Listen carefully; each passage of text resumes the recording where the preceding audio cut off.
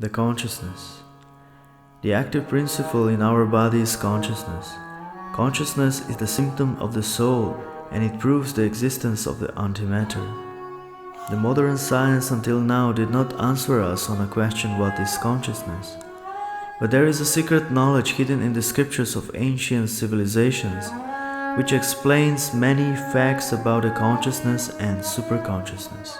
The brain, mind, intelligence, ego and consciousness are not the same. The brain is part of the material body and it consists of material elements. It is the gross matter which can be used as a tool of consciousness. But the mind, intelligence and ego are subtle material elements which can be observed only by the symptoms while we are in our material body. The mind can be compared to a data warehouse with different uploads and downloads. The function of intelligence is to accept or reject different thoughts of the mind, or to accept the advice of the Supreme Consciousness, which is always standing next to our consciousness, and is with other name called a conscience. The nature of the subtle material element called ego is to identify either with matter or with antimatter. The false ego is identifying with the matter, but the right ego is identifying with the antimatter and is in harmony with the voice of conscience. Some scientists claim that the brain generates the consciousness. They say that if you destroy the exact part of the brain, that this is enough, that the consciousness is lost. But this has no logic. People who were going through the experiences of clinical death could see their bodies even when their body was unconscious. There are many examples of clinical deaths where people returned back to their bodies and could describe everything what happened at the moment of car accident or similar events. They could see their bodies because the consciousness, antimatter, at that moment was carried by the subtle elements like mind, intelligence and ego, which have also the ability to see by the power of antimatter and supreme antimatter, which are present in every material body at the area of the heart. Just like we have a TV signal and a TV. If we are breaking the TV, we will lose the signal of the TV, but the signal will still exist outside of the TV.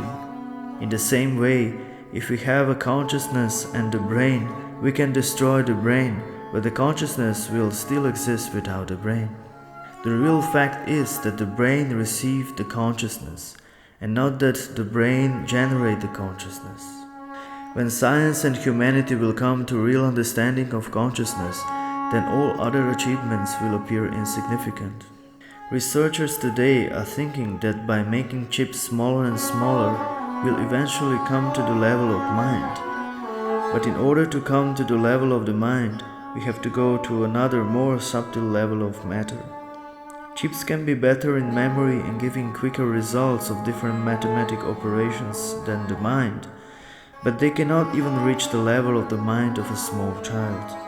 The mind of a small child is functioning on a completely different level than any modern computer's chips with nanotechnology. If we want to know why the car on the street is moving on the left or right, we might think that all we need is to study the mechanics of the car, but to study only mechanics of the car will not give us the right answer. A car needs a driver in order to react properly in all situations on the road. The new intelligent cars, which do not need drivers, will not be able to react in the same intelligent way in all conditions as if an intelligent driver would operate them. There are several levels of mechanisms within the car. A steering wheel and control panel are the specific points at which the driver is coming in contact with the car. In this way, the matter is operated by consciousness, antimatter, and the supreme consciousness. The consciousness has freedom to make own decisions, and according to that, the subtle material and gross elements are manifested in order to fulfill the desires of the consciousness. But if the consciousness is right on a very high level of the soul, antimatter, then there is no more need for the manifestation of the gross material body. In this way, the consciousness can reach the stage of immortality, full knowledge and bliss. The Supreme Consciousness is the voice of conscience next to our consciousness. The conscience is always giving us good advice. The higher is the consciousness, the easier is to hear the good advice of the conscience. The problem to hear the voice of conscience is only when due to our selfishness, In the material world, we start to experience lust, anger, greed, madness, illusion, and envy. In this way, our consciousness is breaking the harmony of the universe, and because of that, we are getting back the reactions on the level of the material energy. When we realize that we misuse our free will and make harm to other living beings in the universe, then after different sufferings through the material energy, we are again coming back to the harmony with this universe. When the consciousness rises into the stage of full perfection, then we can start to experience the eternity, full knowledge and bliss in the harmony with this creation.